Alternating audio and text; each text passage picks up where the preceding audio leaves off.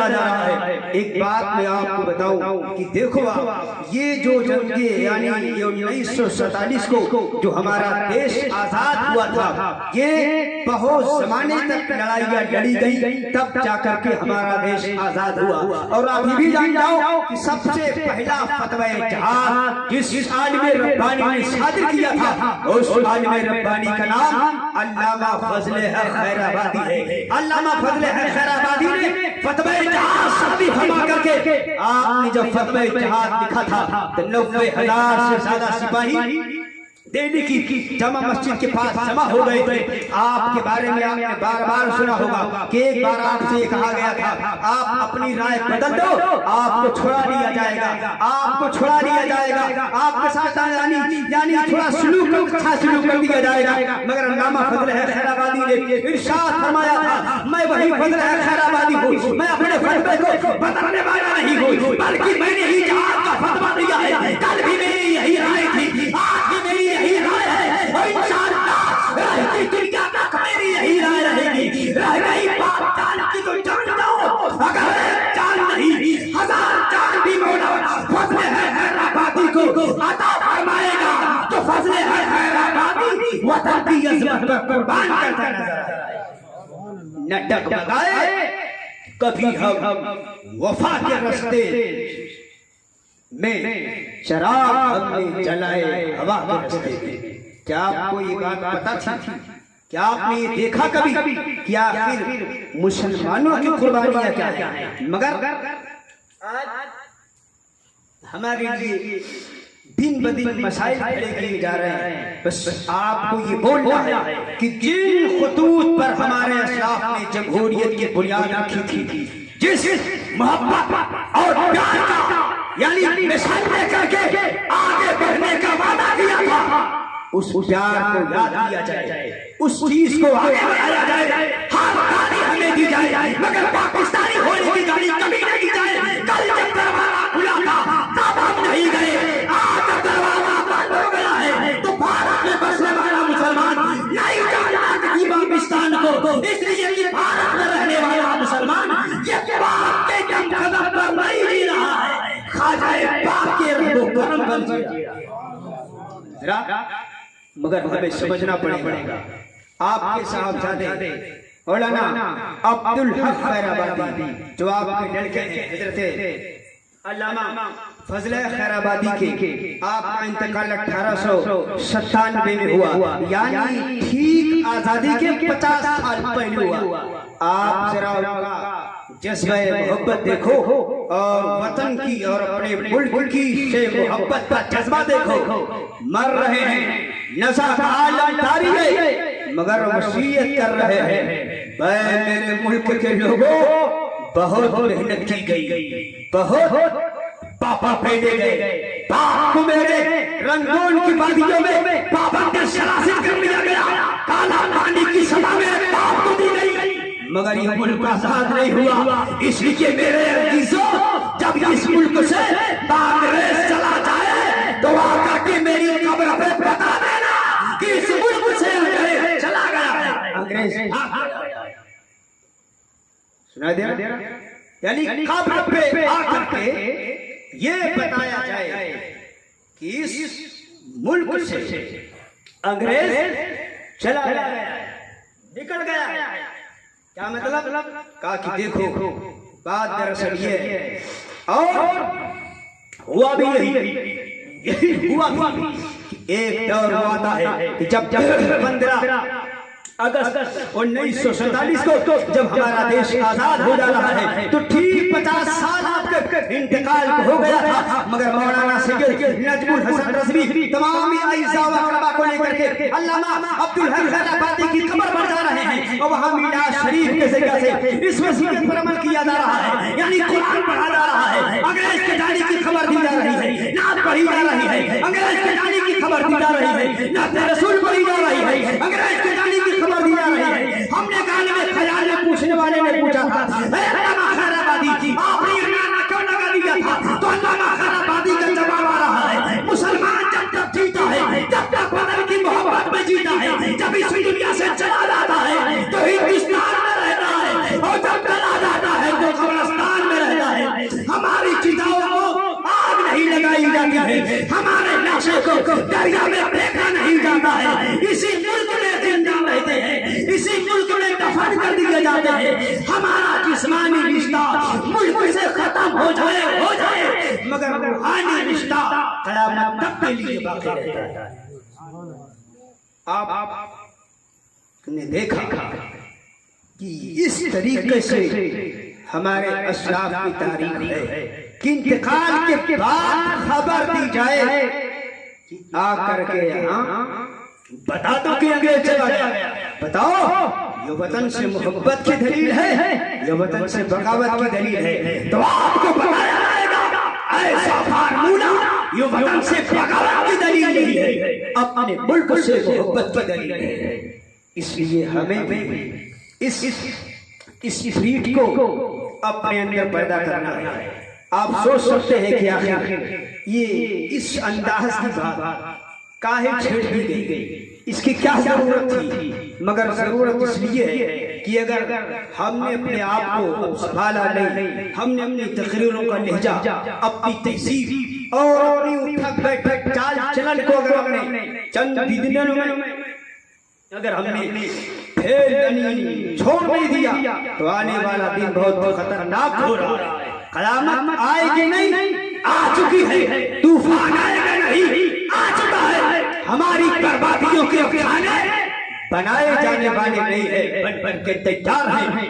आपको बार बार कहना जा रहा है मगर आपको मोहब्बत के साथ जीना है, प्यार के साथ जीना है, नफरतों को दीवार को तोड़ करके जीना है। इसलिए हमें इस तरह के कानून की जरूरत है। मुसलमान को हमेशा यानी नीचे दिखाया गया, मगर एक चीज में बताऊं, ठीक इसी तरीके से जो हमारी जुबान यानी जिसे हम जुबान तो वैसे किसी खास कौम की नहीं होती है मगर मान ली जाती है, जैसे उर्दू जुबान, उर्दू जिसे आप बोलते हो ये किसी कौम की जुबान नहीं है, ये किसी शख्स की जुबान नहीं है, ये किसी फर्द की जुबान नहीं है, मुल्क की जुबान है। अब ये अलग सी बात है कि कुछ मुसलमानों ने ये समझ रखा है कि हमारी है या कुछ लोगों ने समझ रखा है कि इनकी है, लेकिन मैं आपको बताऊं कि तूफान और हमारी मुसीबतें किस अंदाज से आ रही है। आज उर्दू का हाल ये है, आप ट्रेन में सफर कर रहे हैं, ट्रेन में सफर किया जा रहा है, अगर आप बंगाल की ट्रेन में हैं तो बंगाल की ट्रेन में बंगला नहीं बोली जा रही है, उर्दू बोली जा रही है। सुभान अल्लाह, मोहब्बत से बोले सुभान अल्लाह। कश्मीर की ट्रेनों में कश्मीरी नहीं बोली जा रही है, उर्दू बोली जा रही है। महाराष्ट्र की ट्रेनों में महाराष्ट्र नहीं बोली जा रही है, उर्दू बोली जा रही है। पंजाब की ट्रेनों में पंजाबी नहीं बोली जा रही है, उर्दू बोली जा रही है। यानी हर जगह उर्दू नंबर 1 पर है कि नहीं बोलो, है कि नहीं बोलो। आखिर जब हर सूबे में जाओ, जब भाषा बदल गई, जुबान बदल जानी चाहिए, मगर हर जगह उर्दू बोला जाना ये साबित कर रहा है कि जितनी चाशनी और मिठास उर्दू जुबान के अंदर है वो भारत के किसी भी जुबान के अंदर। लेकिन उठा लिया 5 का नोट तो उसमें 14 जुबानें हैं, उसमें लिखा हुआ 5 रुपया, 5 रुपया, 12 रुपया, दुनिया भर का सब क्या क्या रुपया, लेकिन 14 जुबानों में यानी बोले जाने में दूर मगर नोट में उर्दू जो तहरीर है वो सबसे नीचे है कि नहीं? कभी देखा आपने? नोट उठा के देखो, उर्दू में सबसे नीचे उर्दू में लिखा है, जबकि बोली जाने में सबसे ज्यादा यानी उर्दू है। इसलिए कि हमने भी उर्दू को मिटाया, और हमने तो ऐसा मिटाया कि मस्जिद में भी हिंदी में लिखा हुआ है कि मोबाइल बंद करो। हमने ऐसा उर्दू को चौपट किया कि रमजान का कैलेंडर हम हिंदी में छाप रहे हैं। हमने ऐसा चौपट किया कि जलसा सीरतुल नबी का हो रहा है, मगर बैनर और फ्लैक्स हिंदी में लग रहा है। इसलिए मैं आपसे इस हवाले से एक बात बताऊं कि जब कोई हिंदुस्तान में नारा दिया गया। और नारा का मतलब ये होता है, नारा का माना ये होता है कि नारा जब लग जाया करता है तो लोगों के जज्बात में हम आहंगी पैदा हो जाती है, यकसानियत पैदा हो जाती है। अगर यही नारा लगाए तो सबकी तवज्जो नारे की तरफ हो जाती है। सुभान अल्लाह। धान बोने वाले भी नारा लगाते हैं, छप्पर उठाने वाला भी नारा लगाता है। उसमें बहुत से चालाक ऐसे भी होते हैं कि बजाय ऊपर ढकेलने के नीचे में खींचते हैं और सबसे ज्यादा चिल्लाते हैं। हमारे गांव में ऐसे लोग आए, यानी चिल्ला रहे उठाए लो, और पता चला कि बाद में देखा तो उसी का पैर ऊपर है। यानी नारा अगर लगा दिया जाए तो मिजाज बन जाता है। मोहब्बत से बोलो सुभान अल्लाह, और जी लगा के बोलो सुभान अल्लाह, तो मोहब्बत से बोलो भैया। लेकिन बहुत नारे लगे हमारे मुल्क में, मैं उसमें से 4-6 नारा आपको बता दूं, फिर आपको समझ में आए कि हमारी जुबान की ताकत क्या है। सुभान अल्लाह। बहुत नारा लगा और जंग आजादी लड़ने के लिए बहुत नारे लगे, अभी भी लग रहे हैं, मगर उर्दू का नारा तो सुभान अल्लाह। मोहब्बत से बोलो कैसे कैसे नारे, करो या करो का नारा गांधी जी ने लगाया, पाप से डरो पापी से नहीं का नारा गांधी जी ने लगाया, भारत छोड़ो का नारा गांधी जी ने लगाया, आराम आराम है का नारा जवाहरलाल नेहरू ने लगाया, तुम मुझे खून दो मैं तुम्हें आजादी दूंगा का नारा सुभाष चंद्र बोस ने लगाया, जय हिंद का नारा सुभाष चंद्र बोस ने लगाया, और जय जवान जय किसान का नारा लाल बहादुर शास्त्री ने लगाया, देश प्रेम देश भक्ति है का नारा श्री चंद्र चटर्जी ने लगाया, जियो और जियो और जीने दो का नारा महावीर स्वामी ने लगाया। मगर ये सारा नारा काम नहीं आया। मोहब्बत से बोले आज जो मैं आपके सामने बात कर रहा हूँ, अगर मैं फिटनेस में होता और वाकई ऐसे लोग होते तो इन सारी बातों को कम से कम मैं 1 हफ्ता तक बोलता तो शायद ये बात पहुँचती। मगर हमको कम से कम अब से 15 अगस्त तक कितना बोलना है, मैं चाह रहा हूँ कि सब आज ही बोल दिया जाए। इसलिए आपसे छेड़छाड़ का मौका नहीं है। हमने तमाम आवाजों को आवाज दिया, जुबानों को अपना नारा लाओ, मगर नारा ऐसा होना चाहिए कि सिर्फ कागज में न रहे, बोलने में भी अच्छा लगे। 4 हाथ का नारा लगा दोगे तो जब 4 हाथ का नरवे हो जाएगा तो तलवार कैसे उठे। मगर नारा ऐसा होना चाहिए कि जो सिर्फ कागज में ना हो, सिर्फ ऑफिसों में ना हो, मैदान अमल में हमारे साथ हो। मोहब्बत से बोलो, यानी तलवारों में भी साथ हो, मैदान जहाज में भी साथ हो, मगर ऐसा नारा हिंदुस्तान की किसी भी जुबान के पास नहीं था। मोहब्बत से बोले सुभान अल्लाह। अब थोड़ा माइक से करीब आ जाओ, आप करीब समझ रहे हैं आप? ये बात आपके समझ में आई? यानी जितने नारे हैं उन नारों में उतना ज्यादा क्वालिटी नहीं आ रही थी। मैं ये नहीं कह रहा हूँ कि सारे नारे का मैं खंडन नहीं कर रहा हूँ, हर नारा अपनी जगह पे अपनी अहमियत रखता है, मगर हमारे मुल्क में बताया हमें ऐसा नारा चाहिए जो हर जगह हमारा साथ देता नजर आए। ना ये सिर्फ किताबों में लिखा रहे, मगर हमारे अमल के मैदान में साथ ना दे। हमारी तारीख ही बता रही है, मगर जब जहाँ जंग आजादी लड़ी जा रही है तो सारा नारा हमारा साथ छोड़कर नजर आ रहा है। करो या मरो का नारा साथ न दे सका, जय जवान जय किसान का नारा साथ न दे सका, भारत छोड़ो का नारा साथ न दे सका, देश प्रेम की शक्ति है का नारा साथ न दे सका, मरो ये जो है जय जवान जय किसान का नारा साथ नहीं दे सका, मगर उर्दू जुबान अपना नारा लेकर के आ रही है। इनकलाब जिंदाबाद, इनकलाब जिंदाबाद, इनकलाब जिंदाबाद का नारा उर्दू जुबान की जगह दिया है, कोई आवाज आ रही है। ऐसा नारा साबित हो रहा है जो काबुल में भी साथ दे रहा है, मार्केट में भी साथ दे रहा है, सफर में भी साथ दे रहा है, हदर में भी साथ दे रहा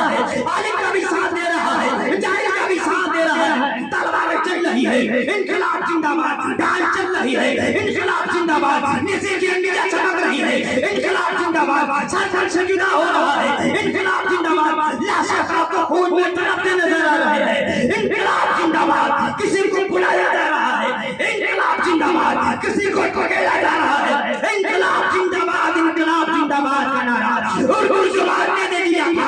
मैं हर नारे का एहतराम कर रहा हूँ, मगर जो नारा उर्दू जुबान ने दिया है ये कल भी जिंदाबाद था और आज भी जिंदाबाद है। इंशाअल्लाह रहेगी दुनिया तक इनकलाब जिंदाबाद का नारा बाकी रहेगा। नारे तकबीर, नारे रिसालत, जश्न ईद मिलादुन नबी, मसलक आला हज़रत, नारे तकबीर, नारे रिसालत। हज़रत, इसलिए मैंने चंद गुज़ारिशात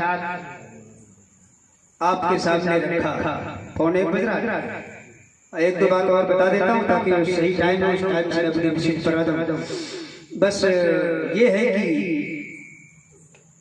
छेड़ देने के बाद छोड़ना से नहीं होता है और छोड़ करके भागना भी से नहीं होता है, मगर अब चूंकि आपने हमारे ऊपर एक जिम्मेदारी लगाई थी तो उस जिम्मेदारी को समझना, यकीनन आपका जहन इस बात को आपने अच्छी तरीके से सुना और आप समझ भी रहे हो, मगर बहुत ज्यादा इसमें आपको घबराने की जरूरत नहीं है, इसलिए कि अल्हम्दुलिल्लाह आपको अगर मैं चाहता तो ये वक्त चूंकि मुतालबे का वक्त नहीं है, ये वक्त मुहासबे का वक्त है, यानी एहतजाज करने का वक्त नहीं है, नारा लगाने का वक्त नहीं है, बार बार जलसा करने का वक्त नहीं है, बल्कि एहतिसाब की जरूरत है। ये मुतालबे का वक्त नहीं है, मुहासबे का वक्त है। अगर आपको अपने पैरों में को गंदगी से बचाना है तो जूता पहन लेना चाहिए, जूता पहन लिया जाए पैर गंदगी से बच जाएगा।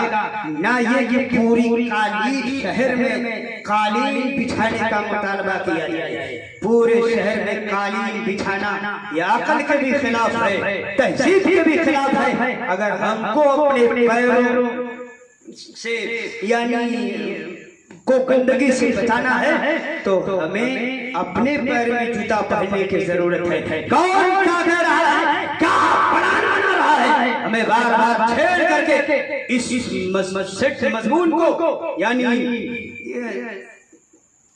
टेंशन के साथ लेकर की जरूरत नहीं है, बल्कि हिकमत अमली के साथ अपनी जिंदगी गुजारने की जरूरत है। आप कहेंगे हम चार आदमी मिल करके पूरे मुल्क की तकदीर थोड़ी बदल लेंगे, आप चार मौलाना मिल करके क्या बना बिगाड़ लेंगे, बात ऐसी नहीं है।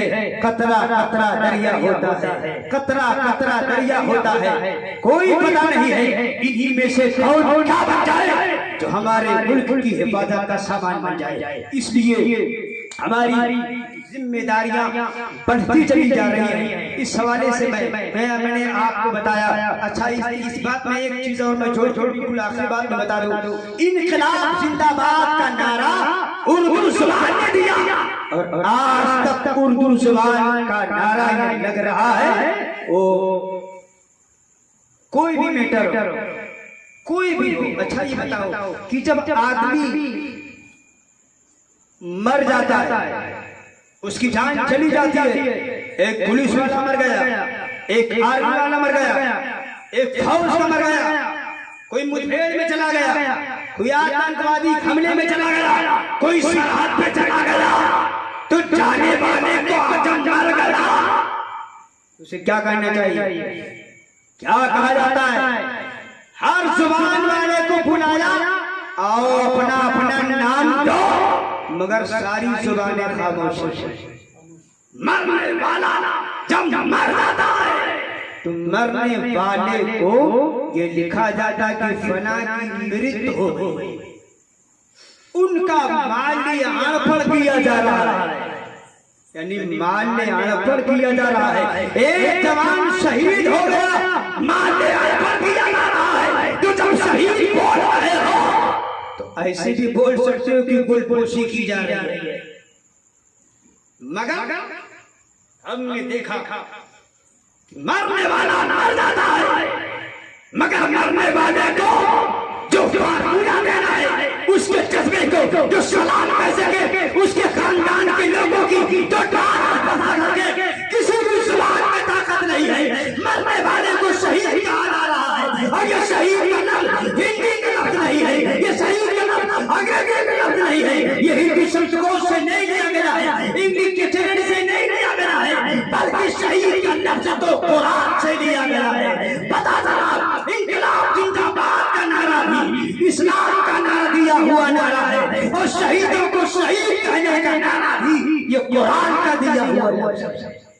शहीद तो हुसैन को कहते हैं, हुसैन शहीद, अब्बास शहीद, कासिम शहीद, अली अकबर शहीद। पता ये चला कि उर्दू जुबान के बगैर न हमारी तारीख कल मुकम्मल थी, न हमारी तारीख आज मुकम्मल है, न हमारी तारीख कभी मुकम्मल होगी। बस मैं आखिरी बात आपको बता दूं, और ये बात मैं मुकम्मल करूं कि एक लड़ाई आपने लड़ी है जो अंग्रेजों के खिलाफ थी, वो बात फाइनल हो गई, उसी जगह पे खत्म हो गई। मगर एक लड़ाई अभी जारी है जिसमें सारे लोग शरीक हो रहे हैं। वो लड़ाई नफरतों के खिलाफ लड़ाई है, वो लड़ाई फिरका परस्ती के खिलाफ की लड़ाई है। अगर हमारे अंदर भेदभाव और जात पात ऊंच नीच का ये रोजाना पखेड़ा तो मुल्क तरक्की नहीं करेगा। इसलिए आज कहा जा रहा है हमारा मुल्क आजाद हो गया है, यकीनन आजाद हो गया है, मगर मेरा अपना मानना यह है इस इंसानों में हमारा मुल्क अभी आजाद नहीं हुआ है, बल्कि हमारा मुल्क जो है कल भी अंग्रेजों को गुलाम था, आज भी कहीं ना कहीं से गुलाम माना जा रहा है। आप कहेंगे मौलाना हमें 72 साल आजादी का नारा लगाते हुए हो गया, आप भी कौन सी नई बात बता रहे हैं? तो आपको बताया जाएगा